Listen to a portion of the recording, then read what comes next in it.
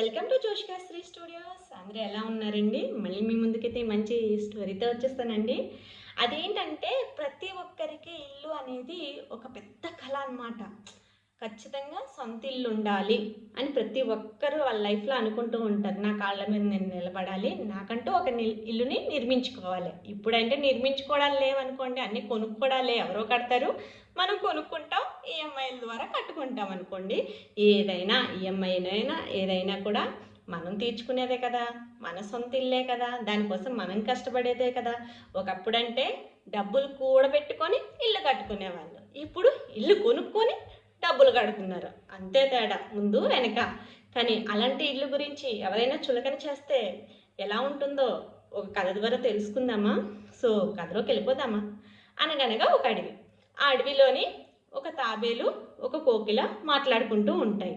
అలా మాట్లాడుకుంటూ ఉండగా తాబేలు అడుగుతుందనమాట, కోకిల కోకిల నువ్వు ఎక్కడ ఉంటావు అని అడుగుతుందనమాట. కోకిల చెప్తుంది, నేనా ఆ ప్రక్కనున్న చెట్టు పైన నా గూటిలో ఉంటాను అని అడుగుతుంది. ఏది చూపించు అని అడుగుతుందనమాట తాబేలు. అదిగో చూపిస్తానని పక్కకు తీసుకెళ్ళి ఆ చెట్టు పైన ఉన్న తన గూటిని చూపిస్తుంది అనమాట. అది చూసి అక్కడ పుల్ల ముక్కలతో కర్రలతో ఉంది, అదేనా నీ గూటి అని అడుగుతుందనమాట. అవును అని కోకిల చాలా ఆనందంగా చెప్తుందనమాట. అది విని తాబేలు అంటుంది, ఏంటి అక్కడ గాలేస్తే ఎండైనా గాలైనా ఉండి గాలేస్తే గట్టిగా చెదిరిపోయే ఇల్లులాగా ఉంది, అదా నీ ఇల్లు అని చులకనగా మాట్లాడుతుందనమాట. కోకిల కొంచెం బాధపడుతుంది. నేనే బెటరు, నాకు ఏదైనా అపాయం వచ్చినా, నాకు వాన వచ్చినా ఎండ వచ్చినా నా డొప్పలోకి దూరిపోతాను, కాబట్టి నేను అన్నిటి నుండి సంరక్షణగా ఉంటాను, నీ గూటి కన్నా నా డొప్పే చాలా బాగుంది అని చెప్తుందనమాట.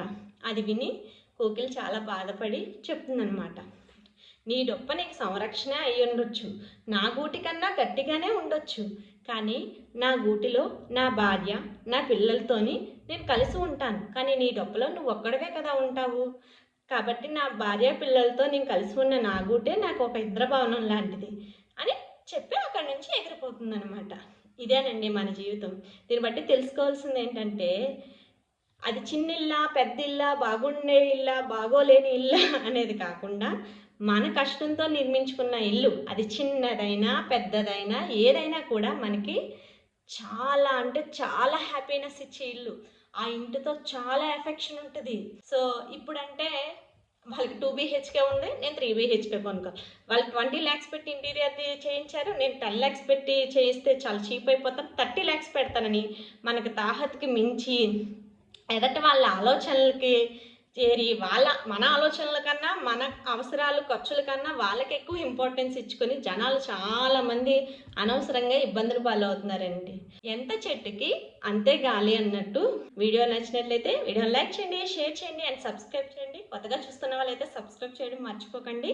మళ్ళీ కొత్త వీడియోతో కలుసుకుందాం. Until then, bye bye, thank you.